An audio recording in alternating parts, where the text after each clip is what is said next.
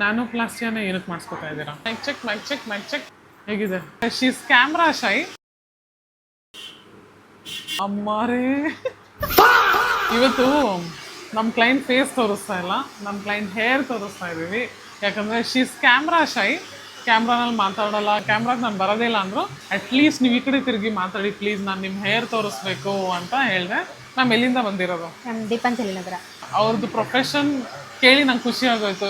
KSRTC ನನ್ಗೆ ಹುಡ್ಕೊಂಬಂದಿದ್ದಾರೆ. ಅವ್ರಿಗೆ ನ್ಯಾನೋಪ್ಲಾಸ್ಟಿ ಆಗ್ಬೇಕಂತೆ. ಅವ್ರ ಹೇರ್ ನಾನು ತೋರಿಸ್ಲೇಬೇಕು, ಅವ್ರು ಮಾತಾಡಲ್ಲ ಅಂದ್ರೂ ಪರವಾಗಿಲ್ಲ, ನಾನು ತೋರಿಸ್ಲೇಬೇಕು ಹೇರ್ ಅಂತ ತೋರಿಸ್ತಾ ಇದ್ದೀನಿ. ಹೇರ್ ನೋಡಿ, ಈ ಟ್ರಾನ್ಸ್ಫಾರ್ಮೇಷನ್ ಇನ್ಸ್ಟಾಗ್ರಾಮ್ಗೆ ಹೋಗಲೇಬೇಕು. ನೋಡಿ ಇದು ಹೇರ್ ಹೆಂಗಿದೆ, ಇದೆಲ್ಲ ಮೆಹಂದಿ ನೋಡಿ. ಇದು ತುಂಬ ವರ್ಷದಿಂದ ಅವ್ರು ಮೆಹಂದಿ ಹಾಕಿ ಹಾಕಿ ಹಾಕಿ, ಪ್ಲಸ್ ಅವ್ರ ಹೇರ್ ಟೆಕ್ಸ್ಚರು ಹಿಂಗೆ ಇದೆ ಅವ್ರದ್ದು, ಡ್ರೈ ಆ್ಯಂಡ್ ಫ್ರಿಝಿ.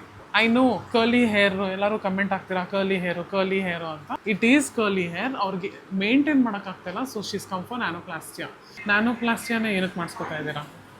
ಮ್ಯಾಮ್ ಅದೇ ನನ್ನ ಕರ್ಲಿ ಹೇರ್ ಜಾಸ್ತಿ ಇರೋದ್ರಿಂದ ಹೇರ್ ಲಾಸ್ ಜಾಸ್ತಿ ಆಗ್ತಾ ಇದೆ ತಲೆ ಬಾಚ್ಬೇಕಾದ್ರೆ. ಓಕೆ, ಪಾರ್ಟ್ 1 ವಿಡಿಯೋಲಿ ನೋಡಿ ಈ ಹೇರು, ಆ್ಯಂಡ್ ದೆನ್ ಪಾರ್ಟ್ 2ನಲ್ಲಿ ನೋಡಿ ಹೇಗೆ ನಾವು ಟ್ರಾನ್ಸ್ಫಾರ್ಮ್ ಮಾಡ್ತೀವಿ ಈ ಹೇರ್ನ. ಸ್ಟಾರ್ಟ್ ಮಾಡೋಣ.